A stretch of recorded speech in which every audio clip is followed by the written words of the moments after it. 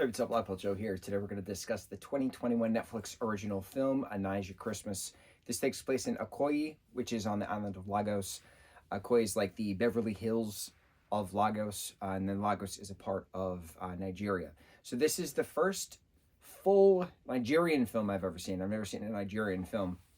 I'm familiar with certain Nigerian things here and there, specifically because of the CBS show Bob Hearts Abishola.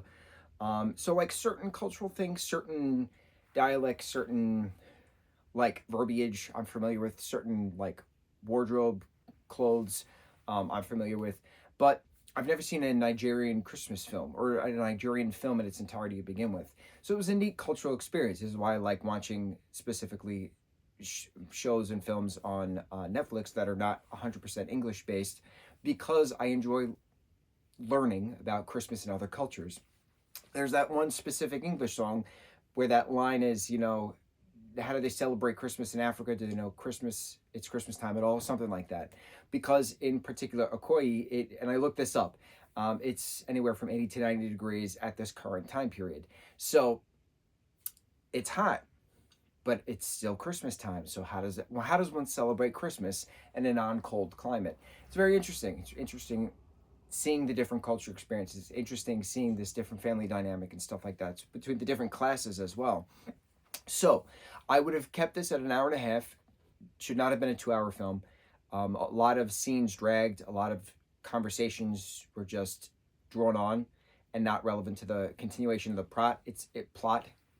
I can't even talk today. So they speak English, they speak Yoruba, they speak Pidgin, 3 different languages in this film.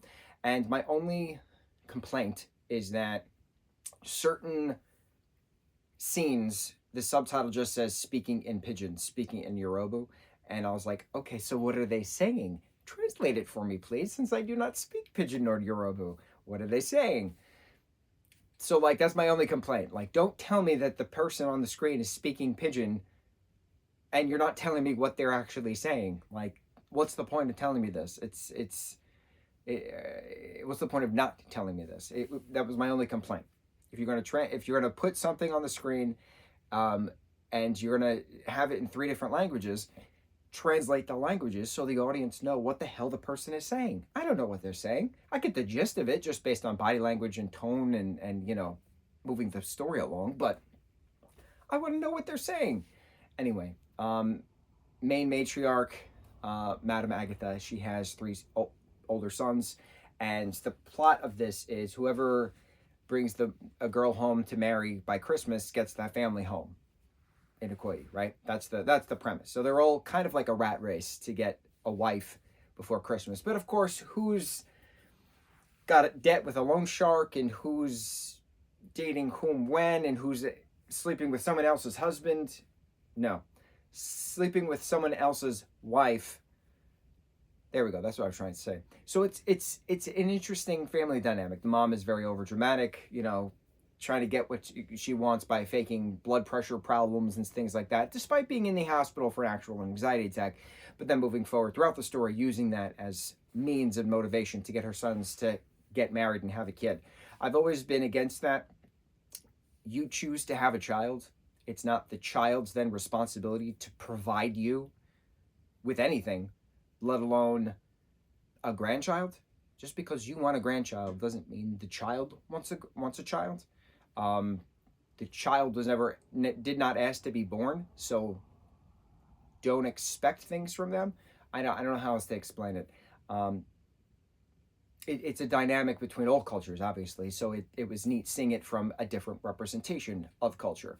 I enjoyed that there was, church songs throughout this. There was a lot of church scenes through this, so it was neat hearing different hymns, if you will, in Yoruba, different people singing in both Yoruba and Pidgin, as well then in English as well. So it was nice seeing people go from language to language to language without batting an eyelash. It's just so fluid and so natural to them.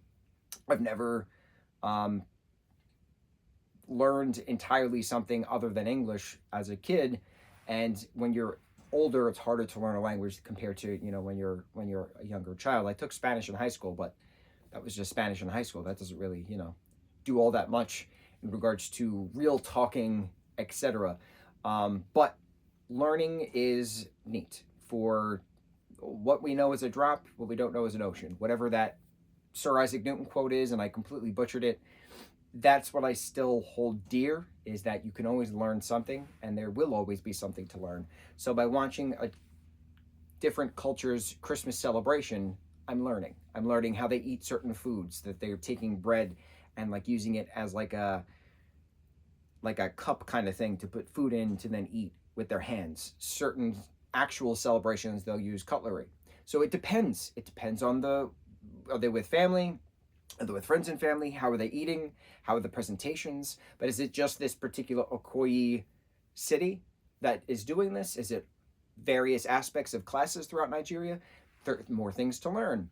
I like it. I like learning. Christmas celebrations are always fun to see how other cultures celebrate Christmas. They had a canoe Christmas tree that was pretty neat in a town square, if you will. Naija Christmas, fun. Should have been an hour and a half. On to the next review. Mahalo.